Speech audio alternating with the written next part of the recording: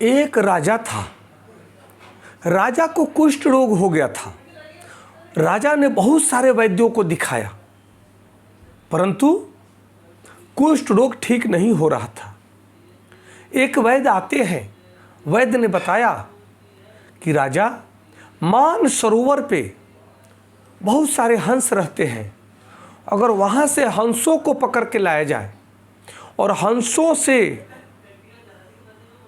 औषधि बनाया जाए, अर्थात हंसों को मारकर उसके रक्त से औषधि बनाया जाए और वह औषधि आपको जब खिलाया जाएगा तब आपका कुष्ठ रोग ठीक हो जाएगा।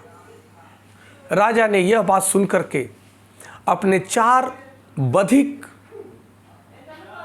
को बुलाए और उन्होंने आदेश दिया कि जाओ मान सरोवर पे और वहाँ से 4 हंसों को पकड़ के लाओ।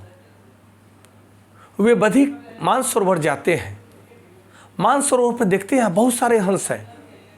वे हंस मानसरोवर पे बहुत सारे ऋषियों मुनियों का आगमन, और वह मानसरोवर ऋषि मुनियों से भरा हुआ है। ऋषि मुनियों के आचरण से वहाँ के सभी हंस ऋषि मुनियों की तरह ही वैष्णव हो गए हैं। सब संत रूप में जीवन जीते हैं।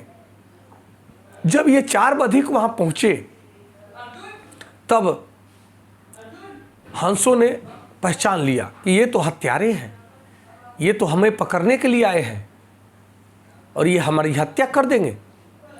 इस भाव को देखते हुए इस भाव से वे दूर भाग जाते हैं। सैनिक बहुत प्रयास करते हैं, ये बधिक बहुत प्रयास करते हैं, परंतु हंसों को नहीं पकड़ पाए। कुछ दिन बाद बधिकों ने युक्ति अपनाई और सोचा कि ये बधिक, ये हंस जब ऋषि मुनि आते हैं तो उनके तो आसपास मंडराते हैं, हमें देख करके ये भाग जाते हैं। तब उन्होंने भी ऋषि मुनियों का भेष धारण करके और हंसों को पकड़ने के लिए जाते हैं।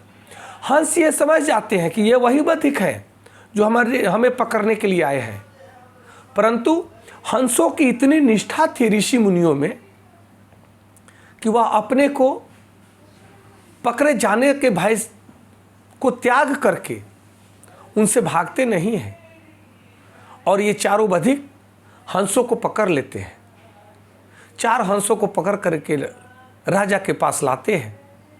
जब ये पता चलता है भगवान श्री कृष्ण को कि संत रूपी हंसों को पकड़ करके राजा मंगवाया है और उनके हत्या करके उनके रक्तों से जो दवा बनेगी उसका कुष्ठ रोग ठीक होगा, इस भाव से उसने हंसों को पकड़ के मंगवाया है।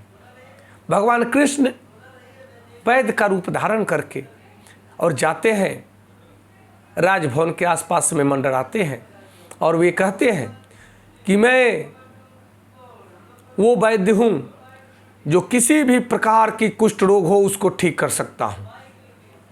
वे बार बार ये बात कहते हैं।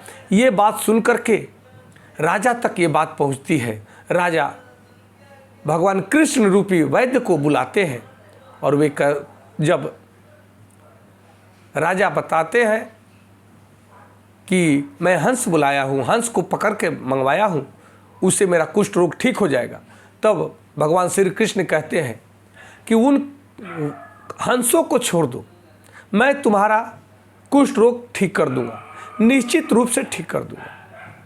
तब राजा कहते हैं कि नहीं, पहले मेरा कुष्ठ रोग ठीक कर दो, फिर मैं हंसों को छोड़ दूंगा।